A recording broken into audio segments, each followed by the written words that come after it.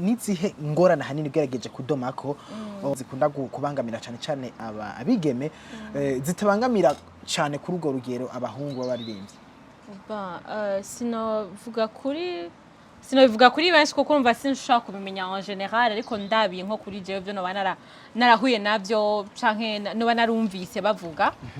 Abakobwa barakunda kugira ibibazo cyane, uravye ko abenshi dusanga nta buryo bwinshi baba bafise, ugasanga arafise ibyo ashaka gushika ko mugabo ntibikunze ko yako akenera ubufasha, hamwe yogenda gufasha nawe akaba afase ibindi ashaka en retour, mugereho wumva atabironse uwo muntu ugasanga arakublote.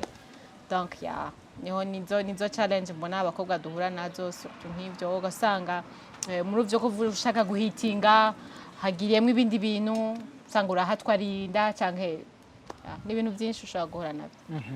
Hari ikintu bakunda kuvuga ngo gutwara hit umuntu navyo ne bigakunda kuba kenshi kuri bajya abantu rimwe na rimwe basanga bafise ama management canke bagomba kuba abantu bafata mu mugongo. Bikunda kugenda gute, umuntu yovyirinda gute? Biragoye kwirinda kuko urumva hari abantu benshi bashaka hit nyene, ugasanga na talent fise mugabo ashaka juste nyene ko yo bari kuri hit. Rero gacu usanga nk'ubu par exemple jewe ndaririmba, hakaba n'undi runaka aririmba, hakaje umuntu yovuga ati jengiranira kwisharge kuba mu manager wawe, akaza akakubwira ati wewe ndashaka gushikana kuri hano hantu, mu gihe wewe uri ngaha akavuga ati na kibazo, ugasanga yo siyo gahunda afise, ashaka ibindi bintu. Donc muri ico gihe aco kuronka uwundi mushira mu ngiro. Ego hamuga usanga yahiti abare gutwara alors que nta natala yarafise, ariko uti kandi ivyo bintu biragoye kwirinda. Biragoye kwirinda, bivana n'icubuvise umutima muri wewe ushaka kugira. Nuko reka twigarukire mu muziki wawe ku ndirimbo yatwaye ikibanza ca kabiri mihiganwa Isanganiro Award riheruka kuba ku nshuro yaryo ya 10. Ndanagukeza kandi si kenshi bakunda kuba bahamaze umwaka umwe batangiye kuririmba ngo bashobore guronka ikibanza nka kijya. Uba vyakiye gute nka Emily? Navyakiriye neza cyane, ibintu nishimiye kuri jewe kijya n'ikibanza ca mbere.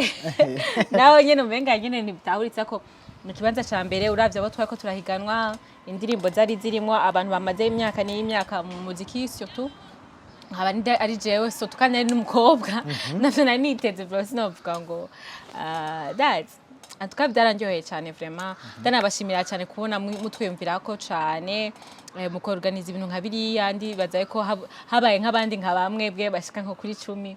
Burundi nyene muziki w'Uburundi wotera imbere cyane gose kuko muraduha courage, kujya niyo courage umuririmbyi wese abashaka. Yego murakoze. Reka hanini abatari babizi bumve iyo ndirimbo yatahukanye ico kibanza ca kabiri mwihiganwa Isanganiro Award y'uyu muririmvyikazi ariwe mutumire dufise uno munsi muri kino kiganiro Burundi buraririmba. Ni Meili agira ko aduhaka akapera gatoya hanyuma muce muyikurikira. Kumbarambesha arabesha,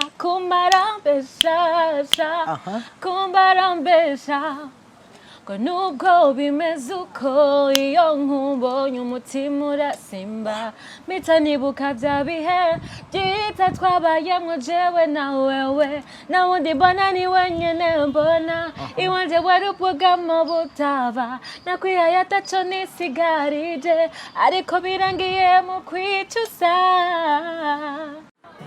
Nilikupenda uko